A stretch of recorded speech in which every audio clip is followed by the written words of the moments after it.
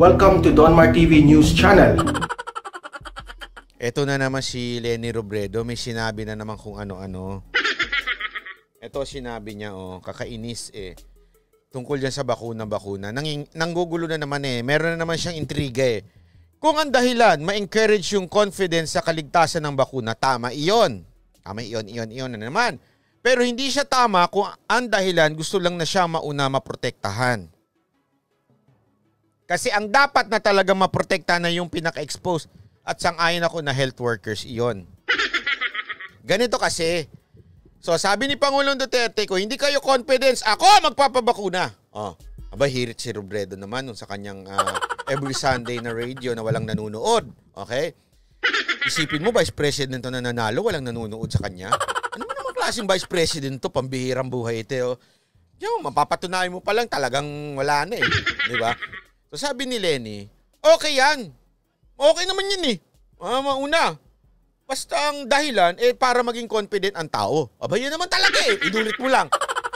Pero hindi siya tama kung ang dahilan, gusto lang mauna maprotektahan. So ang tanong ito, ano masasabi mo, Robredo, kung mauna si Pangulong Duterte? Kasi parang tipong meron na naman siya masasabi. Pag nauna si Pangulong Duterte, sasabihin ng opposition, ay inuuna, bina-VIP ang mga opisyal ng gobyerno, VIP sila. O, di ba? Pero pag hindi naman nauna si Pangulong Duterte at pinauna niya iba, sasabihin niya, ay hindi sigurado ang gobyerno dito sa bakuna na ito. Kaya siguro ayaw mauna ni Duterte. So kahit anong gawin ni Duterte, mali sa kanila. Yan. Pustahan tayo, yan na naman ang sasabihin nila. Pag nagpabakuna, pa-VIP si Duterte. Pag hindi nagpabakuna nauna si Duterte, sasabihin naman nila, siguro gustong mauna yung iba, gagawing ginipig na yan. Di ba? So kahit saan mo ilulugar si Presidente, kung ano man ang desisyon niya, merong sasabihin niya mga dilawang animal na yan. Kaya nga ako sa kanya ganito kung ako kay Pangulong Duterte, bigay mo na lang yung ito bakuna.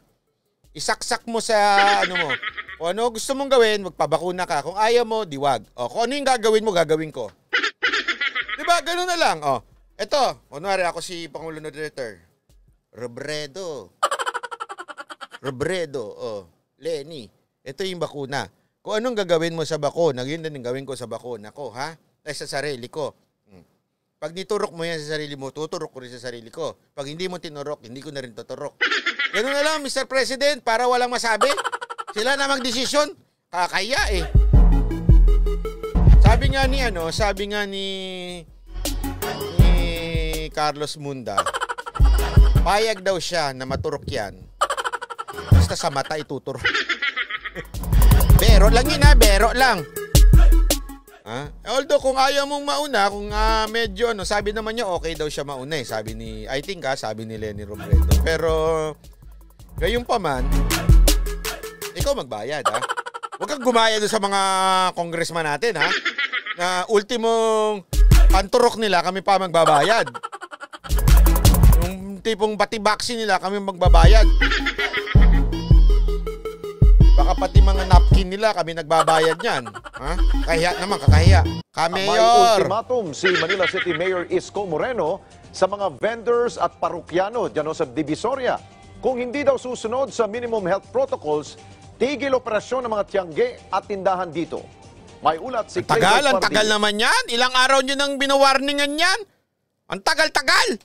Puro warning. Sa dami ng mga namimili, halos magpalitan na ng muka. Magpalitan na ng muka? Ay, gusto ko dyan. Gusto ko makipagpalit ng muka. Yung yung gagandahin at saka yung gagapuhin Mga tao sa Divisoria, mabuti nga sana kung ang kapalitan mo ng muka, may suot na face mask. Ang problema, ilan sa mga namimili ang suot na face mask nakababa. Ang ilang tindera na nasa baba. Alam niyo kung ba't nasa baba yung face mask nila? Kasi minsan bumababa na kasi ito di ba? Parang gusto mong umangat yan, parang yung ganyan, gumanon. Meron binibenta yun gano'n, nalagay mo dito para gumanon yung mukha mo, medyo tumaas-taas. Yung mga medyo, kasi tumatanda ka na, bumabagsak na yan dapat mataas yung ganyan di ba? man, walang suot na proteksyon sa muka. Makailang ulit ng pinagsabihan ni Manila Mayor Isko Moreno ang mga residente sa Maynila sundin ang health protocols. Kaya banta ni Moreno sa mga Manileño. Puro banta! Pag pumalo yung COVID, ihinto ko ang lahat. Bakit? Kailan, Mayor? Inabangan namin. Lahat. More than anything else. Hindi ako magdadalawang isip. Lahat ihinto ko. Ultimo, i-lockdown ko yung buong Maynila to protect every citizens. Pakiusap naman ng ilang vendor. Mayor. Ito lang masasabi ko sa'yo, Madam. Ay, Sir Mayor, ha? Mayor. Baka pwedeng gawin nyo na lang. Kasi may balita ako eh. Ang dami ng bukas dyan. Na mga barbar dyan sa Malate. Silip-silip kayo, makikita nyo sa mga TikTok yon. Oh, walang biro to ha. Makikita nyo sa mga story ng mga kababaihan. Yung preparaw sila ng costume. Tapos nagpipicture sila, mag-TikTok sila. Obvious na obvious kung saan sila nagtatrabaho. Akala ko ba bawal pa? Unfair naman. Paano kami mga banda? Joke lang. Hindi yun ang dahilan ko. Pero sir, sabi ko nga sa inyo eh. Ang isang, eto wala hong biro ito. Ang pinaka-delicate talaga dyan sa mga yan yung inuman. Alam naman natin Hindi ako gusto ko magkatrabaho yung mga kababaihan natin, mga ganyan na nagtatrabaho sa mga club. Pero medyo delicate baka naman pwedeng hindi nyo muna pakibantayan kasi balita ako, ang dami dyan sa Malate. Balita ko lang naman. Gusto ko nga mag-video, pumasok doon magbibideo ako. Gusto lang pumasok, nagdadahilan pa. Sana, huwag niyang lalakdan yung tindahan sa Divisoria kasi matagal na kaming hindi kumikita. Ayan Sabi ni Sese Krishix Chang, nasa TikTok mga VIP lounge sa Malate. Correct. Nakita mo yon? Nakita ko rin sa mga TikTok nila yon. Kasi talagang obvious din nga mga kababaihan. TikTok pa talaga sila. Tapos magkakapareho sila na suot. Tapos nasa sopa sila. Kulang na lang may numero. Tinanggalan nila yung numero dito. Kulang na lang ipasok sila sa aquarium. Anong number? Anong number dyan? Mga, gusto ko yung 14. Sabihin sa, tapos may bubulong sa'yo sa tabi mo. Ano yan? Batang bata, kaya wala pang asawa yan. Walang anak yan. May ganun-ganun pa. Di ba? Wala akong alam dyan. Di ko alam yung mga ganyan. Magugutom kami lahat. Doble na ang pagpapaalala na sundin ng health protocols. Kinabitan na rin ang lubid. Good morning. Banat ba inabot rin kita live ngayon watching from Bernabe. Ano ba yan? BC. Lian or Sin. Ang gitna ng kalye ng Ilaya. Lahat ng papasok sa kanan dadaan habang sa kaliwa naman ang lalabas para maiwasan ang salubungan. Walang lockdown, makisuyo lang, go on with your life, be responsible, pagbalasakit sa isa't isa. Pananatilihin din ng Manila LGU ang pagbabawas sa mga menor de edad na lumabas. At para maiwasan ang pakikipagsalamuha, inilunsad na ng Manila LGU ang No Contact Apprehension Policy sa pagitan ng mga enforcer at motorista. 36 na kamera ang ininstall sa lungsod at imomonitor ng Manila Traffic and Parking Bureau ang lumalabag sa traffic law gamit ang CCTV. Kaleza Pardilia para sa Bayan. Ayun Maynang, ba't nyo kinakongratulate si Bodyguard, yung isa sa ating mga moderator? Anong meron? Anyway, ayun na nga sana Mayor Isko, ako ginagalang ko kayo, idol ko kayo, idol. Galing yung sumayo ng, basta magaling ko kayo. At saka ang ganda ng mga ginagawa nyo. Sa totoo lang grabe yung ginagawa ni Mayor, yung magagandang lugar dyan sa Manila. May mga nagbablog nga dyan Sobrang nagagandahan. Kaya lang Mayor, yung pagdating ko dyan sa Divisoria, para medyo kulang. Kulang wag nyo naman sanang antayin na lumala pa. Kasi ang sagot nyo parang pag lumala ang COVID talagang ilalockdown. Antayin pa ba natin? Baka naman pwedeng ayusin nyo na ngayon pa lang. Hindi ko naman sinabing i-lockdown nyo yung Divisoria. Baka naman pwedeng bawasan nyo lang yung pumapasok. Bilang lang, wag masyadong madami.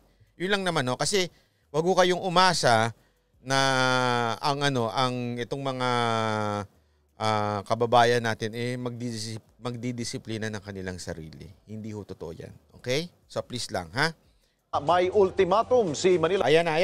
Tapos na yun! Ikaw talaga humihi. Yan. Ito naman. Ito, matinding usapin to kaganina. Marami na naman na trigger dito. Isa namang impeachment Ay, salamat. Congratulations kay Bodyguard. Monetize ka na daw. Okay, congrats sa'yo. Congrats. complaint ang inihain sa mababang kapuluan ng Kongreso. Ang kinakaharap ngayon ni Supreme Court Associate Justice Marvic Leonen. Oh. Ano nga ba ang nilabag ng maestrado base sa reklamo? Oh, sige May nga. report si Daniel Manalasta. Ano ba yung nilabag niyan? Ano ba yung nilabag niyan? May dalawang grounds for impeachment ang nakasaad sa reklamong inihain sa Kamara Oh. laban kay Supreme Court Associate Justice Marvic Leonen Oh. sa katauhan ng isang Edwin Cordevilla Oh. na Secretary General ng Flag Maharlika. Oh. Si Atty. Larry Gadon na dating senatorial candidate ang tumayo niyang legal counsel. Nakaw? Base sa reklamo, inakusahan si Leonen ng culpable violation of the Constitution at betrayal of public trust. Betrayal of public trust daw dahil hindi umano kumpleto ni Leonen ang SALN na dapat isumite. Paratang pa kay Leonen ay inupuan daw ang 37 kaso na Ay, hindi grabe. nadesisyonan agad. At ito raw ay culpable violation of the Constitution. Nakaw? Ayon kay Gadon. Hindi naman talaga siya qualified na maging Supreme Court Associate Justice dahil Ay, wala siyang experience sa government service. The only government service that he has is yung chairman siya nung peace talk panel. Base pa sa ayun. So wait lang. Sabi, Sir Baron Bay, wag mo ako i-copyright na kasi upload ko mga video mo. Okay lang po na i-upload nyo, i-chap-chapin nyo yung Banat Bay Live. Okay? Okay po yan. Wag yung Banat Reaction. Ha? Ika-copyright ko talaga kayo doon. Doon sa Banat Bay Live, okay lang. Sa Banat Reaction, wag nyo pong i-upload yon, ha?